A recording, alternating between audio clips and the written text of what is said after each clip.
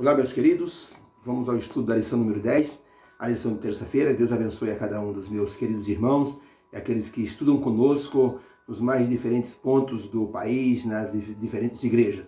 Obrigado mesmo por sua colaboração em divulgar então o nosso trabalho e com certeza estamos todos aprendendo através dessa metodologia. A lição que fala sobre educação na arte e na ciência, ela é assim um pouco complexa. Mas quando nós começamos a estudar, percebemos que o foco da lição é justamente mostrar Deus como Criador.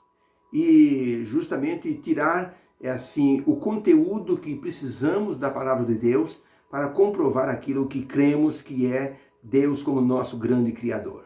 Especialistas no erro. É a lição que fala sobre como a ciência ela tenta provar algo que nunca foi provado, que é justamente a questão da evolução, a questão assim da lentidão da formação dos seres nesse planeta. Então, como eles insistem nessas teorias, então a lição de hoje mostra que são especialistas no erro. Qual é a nossa postura diante do erro? Vamos falar sobre o erro, sobre erro. Qual é a nossa postura diante do erro? Diante do mal, ou diante de algo que tem um conteúdo, um patrocínio, uma postura que não agrada a Deus e muitas vezes é contrário a Deus. Por exemplo, um evento patrocinado por algo que é ilícito e que, por exemplo, pode apoiar um determinado vício. E logicamente que, como adventistas, nós não vamos permitir.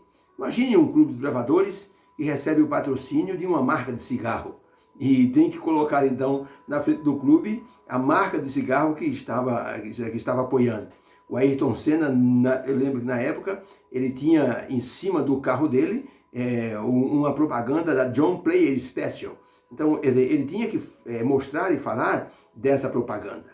E, logicamente, a marca de bebida que acabava, então, sendo divulgada por causa da fama de Ayrton Senna. Mas ele dizia que ele não era adepto desse tipo de propaganda. Só mesmo por uma questão de pressão de patrocínio é que ele fazia isso. O cristão, logicamente, quando ele tem algo que não é lícito, ele não deve receber apoio, não deve, assim, estar apoiando esse tipo de situação. Por exemplo, um evento da igreja patrocinado por uma marca de bebida alcoólica. Não tem nada a ver.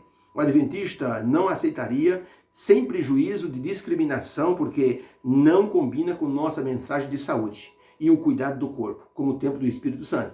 Então não adianta nada a pessoa, por exemplo, dizer, eu não faço isso, mas tem o apoio de uma marca, por exemplo, que é contrária assim à palavra de Deus. Um exemplo, é um adventista trabalhar numa gráfica, que essa gráfica, ela assim, imprime material assim, que seja um material pornográfico. Não combina com aquilo que é a nossa crença em Deus, ou a nossa crença no bem. Tá? A Bíblia diz, evitai toda aparência do mal.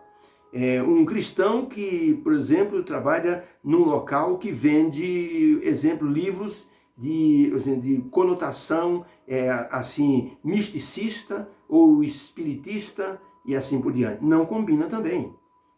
Um cristão que é, por exemplo, atendente dentro de uma boate. Também não combina uma situação dessa, tá? Aquilo que não combina com as normas do nosso Criador não deve ser aceito como patrocínio, ou seja, não deve ser associado ao erro. O apóstolo Paulo diz que união deve haver ou haverá entre a luz e as trevas. Nenhuma. Muitas pessoas hoje dão exemplo de seriedade, por exemplo, se determinados produtos ou atitudes não combinam com sua conduta pessoal. Muitos não sabem, mas o Edson Arantes do Nascimento, o cidadão Edson Arantes do Nascimento, que nós conhecemos como Pelé, ele recusava terminantemente fazer propaganda de cigarro e bebidas alcoólicas. Quando foi um repórter perguntou, Pelé, você não faz propaganda nem de cigarro, nem de bebida, por quê? Porque você quer manter aí a pose de bom moço? Ele disse, não, é pura convicção pessoal. Eu não apoio esse tipo de coisa e está acabado. E não faço propaganda. Ellen White escreveu o seguinte no livro Meditações Matinais, 2002, na página 174. Existem aqueles que dizem, você não precisa ser tão escrupuloso quanto a questões pequenas. Neles, a consciência se acomoda à sugestão do mal. até se acharem orientados a fazer a obra que os coloca no exército de Satanás. Então, Ellen White é bem clara. Quando a pessoa ela recebe assim sugestões de que aquilo não tem problema, não tem nada a ver, a pessoa vai acomodando a mente aquele tipo de coisa até que a pessoa está no exército de Satanás. Então isso já aconteceu com muitos irmãos da igreja que começaram a trabalhar com determinados produtos e acabaram sendo vencidos por aquela situação que estavam vivendo e hoje estão fora da igreja. O ministro de propaganda do Hitler, ele dizia o seguinte: se você disser uma mentira com convicção 1000 vezes, pode acreditar, as pessoas passarão a acreditar que aquilo é verdade. Olha, e isso podemos dizer que se uma celebridade mostrar 1000 vezes que certa bebida ou certo vício ele é assim tranquilo, ele é suave, as pessoas vão acreditar e vão então começar a ir para começar a fazer aquele determinado vício, porque aquela pessoa tem influência sobre as outras pessoas. Então, por isso que é importante que nós tenhamos uma consciência plena a respeito do que é o erro. Não podemos ser especialistas em estar errando, né? Tem uma pergunta número 4 na lição de terça-feira, que é o seguinte: que tipo de atividades o apóstolo Paulo ele advertiu que nós não devemos fazer, ou que devemos evitar? Aí tem o texto de 1 Timóteo 6, 9 e 10, diz o seguinte: mas aqueles que querem tornar-se ricos caem em tentação e em laço, e em muitas concupiscências loucas e nocivas, os quais submergem os homens na ruína e na perdição. Porque o amor ao dinheiro é raiz de todos os males, e nessa cobiça alguns se desviaram da fé e se transpassaram a si mesmo com muitas dores. Eu conheci um moço aqui na igreja, excelente diretor J.A. Um dia disse: vamos fazer uma vigília? Vamos fazer uma vigília. Foi uma bênção aquela vigília. Mas na semana seguinte, eu liguei para ele, porque nós havíamos combinado uma pregação, e o telefone dele demorou a atender, depois atendeu. Eu disse: e aí, Daniel, vamos fazer então, podemos confirmar aquela pregação? Ele disse: olha, só se você quiser ligar para os anciãos da igreja, mas eu estou fora. Como assim está fora? É que eu ganhei 30 milhões na Mega Sena, e eu estou indo jantar em Tóquio. E depois de amanhã eu vou para Las Vegas. Não, mas e a igreja? A igreja espera, agora eu vou usufruir a grana que eu ganhei. Eu falei: não acredito. Meu amigo, eu persegui isso durante muitos anos. Finalmente consegui acertar e agora é a minha vez de desfrutar. O apóstolo Paulo diz: aqueles que querem ficar ricos de maneira fácil acabam caindo em tentação e laço, porque o amor ao dinheiro é a raiz de todos os males. A última notícia que tive desse moço é que ele está com câncer. E infelizmente sem esperança nenhuma. Meus queridos, o apóstolo Paulo falou que as atividades ligadas ao ganho compulsivo de dinheiro, ele é nocivo, porque as pessoas não enxergam mais nada. O amor ao dinheiro traz muitos males. Um rabino foi pedir ajuda para um rico comerciante. Ele disse: sinto muito, rabino, mas eu já ajudei muita gente nessa cidade e não vou ajudar mais ninguém. O rabino disse: você pode olhar pela janela um instante? O comerciante se aproximou da janela e o rabino perguntou: o que o senhor está vendo? Estou vendo pessoas passando na rua, tem um mendigo do outro lado da rua, mulheres com crianças, pessoas vendendo coisas. Aí o rabino disse: agora, por favor, olhe para aquele espelho. O comerciante foi lá, olhou para o espelho e o rabino disse: o que você está vendo? Ele disse: eu estou vendo a mim mesmo. E o rabino disse: olha, aquilo que você viu na janela, através do vidro, você não consegue ver no espelho. Sabe por quê? O vidro do espelho e o vidro da janela são vidros da mesma espécie. Só que o vidro do espelho tem uma camada de prata, que faz com que, impede com que você veja as pessoas do outro lado e você vê apenas a si mesmo. O comerciante deu assim uma parada, pensou e disse: rabino, o senhor tem razão.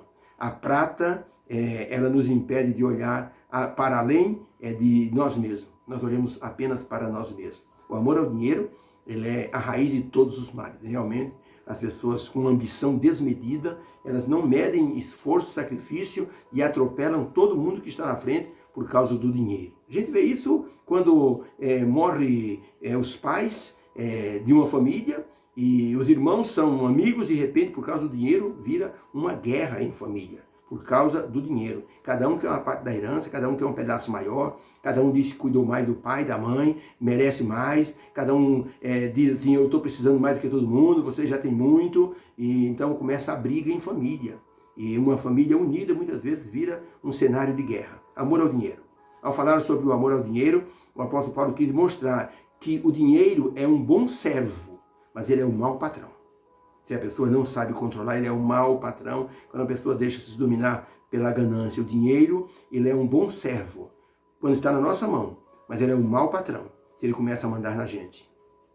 Jesus até disse em Mateus capítulo 6, verso 24, ninguém pode servir a dois senhores, porque ou há de odiar a um e amar o outro, ou há de dedicar-se a um e desprezar o outro. Jesus disse, não podeis servir a Deus e às riquezas. Lembra-se do jovem rico? E diz para Jesus, que farei para herdar a vida eterna? Jesus disse, guarda os mandamentos. E o rapaz diz, eu guardo desde a minha meninice. Jesus disse, uma coisa te falta, você tem muitos bens, você é apegado aos bens. Vende tudo que você tem, dá aos pobres, depois vem e segue.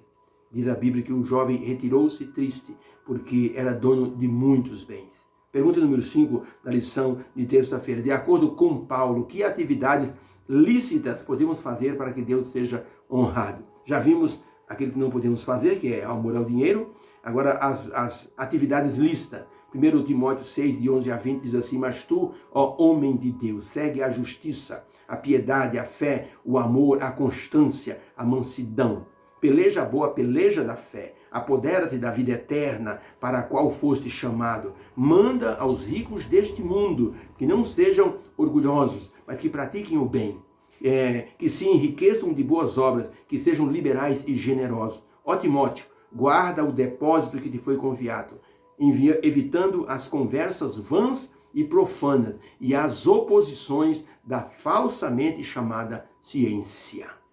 Então, que atitudes Paulo recomendou que fizéssemos para honrar a Deus? A resposta é, o cristão deve fazer o seguinte, envolver-se com a prática da justiça, exercer a piedade, exercer a fé e o amor para com todas as pessoas, ajudar os ricos a procederem bem, a praticarem o bem, através de boas obras, sendo liberais e generosos.